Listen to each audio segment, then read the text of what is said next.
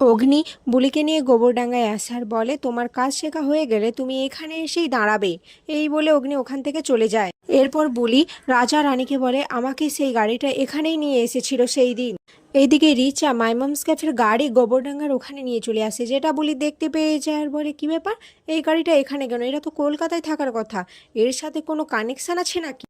এদিকে রিচা প্রান্তিকের সাথে দেখা করে বলে সব রেডি হয়ে গেছে, আমাদের প্ল্যান এক্সিকিউট করতে হবে আর সমস্ত মাল সিঙ্গাপুরে পাচার করে দিতে হবে, এতেই আমাদের হয়ে যাবে। এদিকে পাড়ার অনুষ্ঠান তো শুরু হয়ে যায় আর বুলি সবাইকে সাজিয়ে গুছিয়ে দেয়। ঠিক তখনই এভি ওখানে আসে আর বুড়োর সাথে ধাক্কা লেগে যায়। বুলি তো অগ্নিকে জড়িয়ে ধরে আর এটা দেখে অগ্নি বলে তোমার কি হাতে পায়ের কোনো কন্ট্রোল নেই।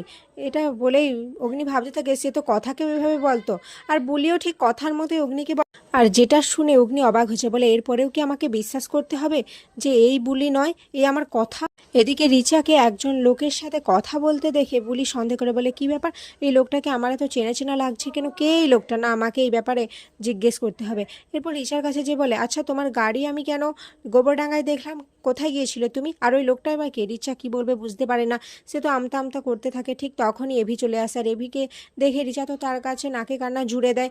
এরপর তো রিচা ওখান থেকে ফাঁক কেটে চলে যায়। এভি বুলিকে জিজ্ঞেস করলে যে কেন রিচার পায়ে পা লাগিয়ে তুমি ঝগড়া করছো রিচার সাথে। এটা শুনে বুলি তো আরও তেলে বেগুনে চলে ওঠে, বলে আমি ঝগড়া করছি, আমাকে ওর খুব সন্দেহ লাগে, আমার মনে হয় ও কিছু কুটকাচালি করছে, দেখছো না কেমন প্যাঁচার মতো মুখ করে থাকে। এভি তখন বলে হ্যাঁ ঠিক তোমার মতো, তাই তো আমি তোমাকেও ফলো করছি, কারণ তুমিও একটা ডাউট। এরপর রিচা মনে মনে ভাবতে থাকে না, আমি অগ্নিকে যে করে হোক উপরে পাঠাবো, আর ওর সাথে আমার অনেক দিনের শত্রুতা রয়েছে। বুলিকে কিছু একটা করতে দেখে অগ্নি তার কাছে যেয়ে বলে কি ব্যাপার তুমি এখানে কি করছো। বুলি তখন বলে আরে আমি আসলে আসলে মানে মানে এরকমই করতে থাকে বলি। তারপরে বলে আসলে আমার খুব খিদে পেয়ে গেছিলো তো তাই আর কি। এটা এভি কিছুতেই বিশ্বাস করে না, সেভাবে বুলি নিশ্চয়ই কিছু প্ল্যান করছে, কিছু একটা ঘটাবে ও।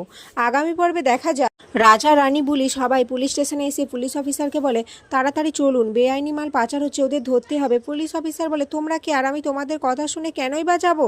এরপর রানী তার আইডি কার্ড বের করে পুলিশ অফিসারকে দেখায়, যেটা দেখে উনি অবাক হয়ে যান।